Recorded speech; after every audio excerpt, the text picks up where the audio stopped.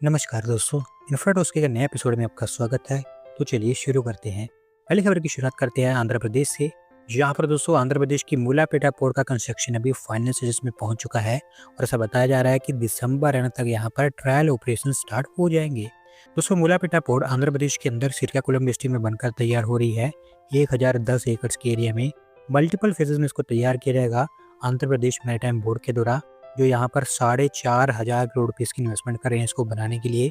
आंध्र प्रदेश के अंदर ये one of the biggest port होगी। पहली फेज का कंस्ट्रक्शन यहाँ पर ऑलमोस्ट कंप्लीट हो चुका है, जहाँ पर 4 बर्स बनाए जा रहे हैं। अगर सब कुछ प्लान के अकॉर्डिंग जाता है तो दिसंबर तक ट्रायल स्टार्ट हो जाएंगी और अगले साल जून के आसपास पहला फेज ओपन हो जाएगा। अगली दोस्त अपडेट सेमी कंडक्टर मैन्युफैक्चरिंग से है, जहाँ पर दोस्तों भी भारत सरकार ने डिसाइड किया कि अब वो और एडवांस्ड सेमी कंडक्टर चिप्स के ऊपर फोकस करेंगे और इस बार उनका टारगेट है कि 5 से 7 नैनोमीटर वाली चिप्स को भी भारत के अंदर प्रोड्यूस किया जाए। दोस्तों भी आप जानते हैं कि अभी तक इंडियन सेमीकंडक्टर मिशन के अंतर्गत भारत सरकार 28 नैनोमीटर तक की चिप्स के ऊपर फोकस कर रही थी, जो अभी के समय में उतनी रेलेवेंट नहीं है क्योंकि ग्लोबली अब 2 से 3 नैनोमीटर की चिप्स की बात हो रही है। लेकिन अभी क्योंकि हम स्टार्ट कर रहे हैं तो यहाँ से स्टार्ट करने का अच्छा स्टेप है। और अभी मोस्टली आप देखेंगे कि इंडियन सेमीकंडक्टर मिशन 2.0 जो कि इसका अगला फेज होगा, वहाँ पर 5 से 7 नैनोमीटर वाली चिप्स के ऊपर फोकस किया जाएगा। और अगर उसको यहाँ पर हम कुछ अचीव कर लेते हैं तो फिर आप असल में ये कह सकते हैं कि ग्लोबल सेमीकंडक्टर इंडस्ट्री में भारत का कुछ स्टैचर होगा, क्योंकि अभी जैसा कि मैंने आपको बताया कि ग्लोबली 2 से 3 नैनोमीटर वाली चिप्स की बात हो रही है, तो भारत भी उस श्रेणी में शामिल हो जाएगा। अगली दोस्तों अपडेट कुछ कैबिनेट डिसीजंस को लेकर है, जहाँ पर दोस्तों हमारी यूनियन कैबिनेट कमेटी के द्वारा 2 मेजर इंफ्रास्ट्रक्चर बिल्स अप्रूव किए गए हैं बिहार के लिए और ऐसा बताया गया है कि इनके ऊपर वो 7,616 करोड़ रुपये की इन्वेस्टमेंट करेंगे। दोस्तों आपको थोड़ा सा मैं डिटेल में बताऊं तो सबसे पहले एक रोड बजट अप्रूव किया गया है। मोकामा से मुंगेर के बीच 4 लेन का ग्रीनफील्ड हाईवे यहाँ पर बनेगा। 82.4 किलोमीटर की इसकी लेंथ होगी और 4,447.38 करोड़ रुपये इसके ऊपर खर्च किए जाएंगे। बक्सर भागलपुर कॉरिडोर का एक हिस्सा होगा, जहाँ पर मोकामा, लखीसराय, जमालपुर, मुंगेर और भागलपुर जैसे एरियाज कनेक्ट हो पाएंगे। दूसरा एक रेल प्रोजेक्ट अप्रूव किया गया है, जहाँ पर भागलपुर, दुमका और रामपुर हाट के बीच लाइन डबलिंग की जाएगी। 177 किलोमीटर के रेल सेक्शन की 3,169 करोड़ रुपये इसके ऊपर खर्च किए जाएंगे और इसके चलते जो पैसेंजर ट्रांसपोर्टेशन है वो तो बढ़ेगी, साथ साथ पर एनएम 15 मिलियन टन और फ्रेट को यहाँ पर ट्रांसपोर्ट किया जा सकेगा। अगली दोस्त अपडेट तेलंगाना से है, जहाँ पर तेलंगाना के हेल्थ मिनिस्ट्री के द्वारा एक नए हॉस्पिटल को लेकर फाउंडेशन रखने का काम कर दिया गया है और ये हॉस्पिटल संगारेड्डी डिस्ट्रिक्ट के अंदर बनकर तैयार होगा। दोस्तों संगारेड्डी डिस्ट्रिक्ट के अंदर अभी जो पुराना डिस्ट्रिक्ट हॉस्पिटल बना हुआ है उसको ये नया हॉस्पिटल रिप्लेस करेगा, क्योंकि पुराना हॉस्पिटल भी वर्किंग कंडीशन में नहीं है। 500 बेड्स की इसकी कैपेसिटी होगी और 273.4 करोड़ रुपीस खर्च किए जाएंगे इसको बनाने के लिए। तेलंगाना सरकार खुद इसको पूरी तरह से फंड करेगी। अभी क्योंकि फाउंडेशन रख दिया गया है तो अगले 2.5-3 सालों के अंदर अंदर आपको ये बनता हुआ दिखाई देगा। अगली दो अपडेट बिहार सरकार को लेकर है, जिन्होंने मुंगेर के अंदर इंडस्ट्रियल एक्सपेंशन को लेकर लैंड एक्विजिशन अप्रूव कर दिया है और काम स्टार्ट करने के लिए 125 करोड़ रुपीस के फंड्स भी एलोकेट किए गए हैं। दोस्तों यहाँ पर कुल मिलाकर मुंगेर में 466 एकर्स ऑफ लैंड एक्वायर की जाएगी इंडस्ट्रियल एरिया के लिए। मल्टीपल विलेजेस में लैंड एक्वायर होगी, जहाँ पर सबसे ज़्यादा 190 एकर्स ऑफ लैंड बड़े विलेज में एक्वायर की जाएगी और इससे होगा ये कि आपको मुंगेर के अंदर और नई इंडस्ट्रियल यूनिट्स लगती हुई दिखाई देंगी। अगली दोस्तों अपडेट महाराष्ट्र से है, जहाँ पर दोस्तों महाराष्ट्र सरकार पुणे के अंदर एक और आईटी पार्क को तैयार करने जा रहा है और अभी पुणे एडमिनिस्ट्रेशन को ये कहा गया है कि इसको लेकर लैंड एक्विजिशन स्टार्ट कर दिया जाए। दोस्तों ये आईटी पार्क पुरंदर तालुक में बनकर तैयार होगा, जहाँ पर पुणे में एक नया एयरपोर्ट भी सेटअप करने की बात की जा रही है। 15 एकर्स ऑफ एरिया में फैला होगा और ये एक अल्टरनेटिव होगा हिंजेवाड़ी आईटी पार्क का, जिसको अभी के समय में बनाना काफ़ी ज़रूरी बन चुका है, क्योंकि हिंजेवाड़ी आईटी पार्क आप पहले से जानते हैं कि ऑलरेडी कंजेस्टेड हो चुका है और लगातार यहाँ पर प्रेशर बढ़ता ही जा रहा है। हालांकि पहले यहाँ पर जो लैंड शॉर्टलिस्ट की गई थी पुरंदर के अंदर वो रिजेक्ट कर दी गई थी, पर क्योंकि हिंजेवाड़ी के ऊपर दबाव काफ़ी ज़्यादा बढ़ चुका है तो इसी कारण अब डिसाइड किया गया कि इस प्रपोजल के साथ में आगे जाया जाए और यहाँ पर एक आईटी पार्क को तैयार किया जाए। देखते हैं कब तक ये बनकर तैयार होता है। अगली दोस्तों अपडेट कर्नाटका से है, जहाँ पर दोस्तों कर्नाटक सरकार के द्वारा भी क्वांटम सिटी को लेकर 6.17 एकर्स ऑफ लैंड अलॉट कर दी गई है और इसे बेंगलोर के अंदर हेसरघाटा लोकेलिटी में बनाया जाएगा। दोस्तों क्वांटम सिटी एक डेडिकेटेड हब होगी एडवांस लैब्स, स्टार्टअप इंक्यूबेशन और इंडस्ट्री एकेडमी कोलैबोरेशन के लिए। क्वांटम हार्डवेयर और प्रोसेसर्स को लेकर यहाँ पर प्रोडक्शन क्लस्टर्स तैयार किए जाएंगे, जबकि बड़े स्केल पर HPC डेटा सेंटर्स भी यहाँ पर तैयार किए जाएंगे। ओवरऑल ये भारत की पहली क्वांटम सिटी होगी, जिसका दोस्तों कर्नाटक सरकार के द्वारा 8 acres of land over allot की गई है, जिसका इस्तेमाल international centre for theoretical sciences के एक्सपेंशन के लिए किया जाएगा ओवरऑल आपको अगले 1.5-2 सालों के अंदर ये चीज़ें बनती हुई दिखाई देंगी।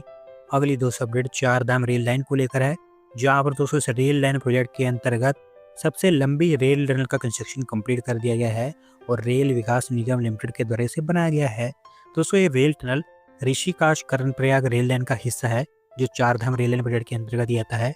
इस रेल लाइन की वैसे टोटल लेंथ 125 किलोमीटर की है, जबकि टनल की लेंथ 14.57 किलोमीटर की है। टनल बोरिंग मशीन शक्ति का यहाँ पर मेनली इस्तेमाल किया गया है टनल को बनाने के लिए, और अभी जो टनल के ऊपर जितने भी कॉम्प्लेक्स वर्क थे वो कंप्लीट हो चुके हैं। अगले साल ये टनल ओपनिंग के लिए तैयार हो जाएगी। अगली दोस्तों अपडेट उड़ीसा से है, जहाँ पर दोस्तों उड़ीसा कैबिनेट के द्वारा भी एक नई सिटी का प्लान अप्रूव कर दिया गया है भुवनेश्वर सिटी के लिए, और ये भुवनेश्वर के अंदर एक नया अर्बन सेंटर होगा।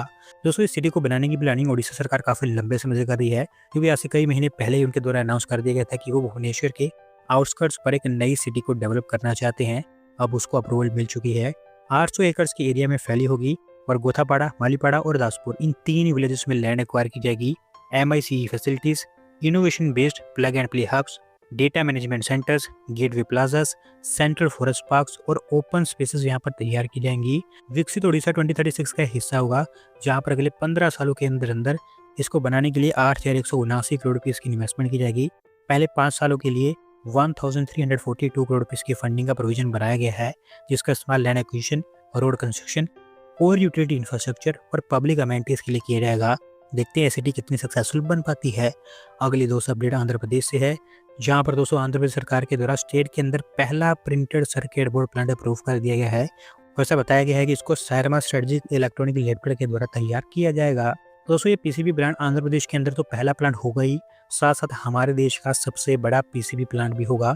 तिरुपति डिस्ट्रिक्ट के अंदर मेनाकुरु विलेज में इसको तैयार किया जाएगा, जहाँ पर सिंगल, मल्टी लेयर, HDI और flexible printed circuit boards manufacture किए जाएंगे, जिनका इस्तेमाल कंज्यूमर इलेक्ट्रॉनिक्स, ऑटोमोटिव, टेलीकॉम और रिन्यूएबल एनर्जी के एरिया में किया जाता है। 1076 करोड़ रुपीस की यहाँ पर इन्वेस्टमेंट होगी, और क्योंकि आंध्र प्रदेश सरकार की ECMS पॉलिसी के अंतर्गत इसको अप्रूवल मिली है, तो यहाँ पर अच्छे खासे मॉनेटरी इंसेंटिव इनको दिए जाएंगे, लैंड इंसेंटिव यहाँ पर दिए जाएंगे। ऑलमोस्ट 75% की वैल्यू के आसपास 1 बजे में तैयार हो जाती है, तो 1011 जॉब्स यहाँ पर जनरेट हो पाएंगी। अगली दोस्तों अपडेट डोमेस्टिक मैन्युफैक्चरिंग को लेकर है, जहाँ पर दोस्तों कंस्ट्रक्शन और माइनिंग इक्विपमेंट की इंपोर्ट डिपेंडेंस खत्म करने के लिए भारत सरकार के द्वारा एक नए इंसेंटिव प्लान के ऊपर काम स्टार्ट कर दिया गया है, और इसको लेकर ऐसा बताया गया है कि 14 से लेकर 16,000 करोड़ रुपये सरकार खर्च करेगी। दोस्तों बेसिकली हमारे देश के अंदर जितने भी कंस्ट्रक्शन और माइनिंग इक्विपमेंट इस्तेमाल होते हैं, उनमें से बाय वैल्यू 50% इक्विपमेंट्स ऐसे होते हैं जो कि हम चाइना, साउथ कोरिया, जापान और जर्मनी इन कंट्री से इंपोर्ट करते हैं।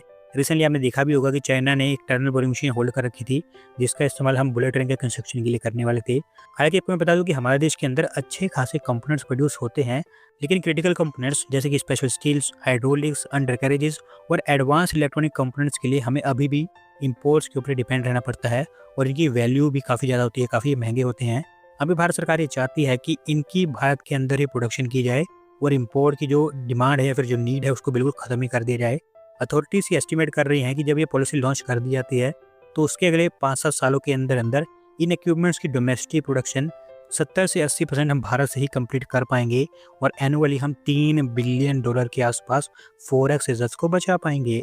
आज की दोस्तों आखिरी अपडेट सेमीकंडक्टर सेक्टर से ही है, जहाँ पर दोस्तों Japanese company Fuji film plan कर रही है कि भारत के अंदर सेमीकंडक्टर के एरिया में वो एक फैक्ट्री सेटअप करें, और अगर ये बन जाती है तो ये भारत के अंदर उनकी पहली लार्ज स्केल इन्वेस्टमेंट होगी।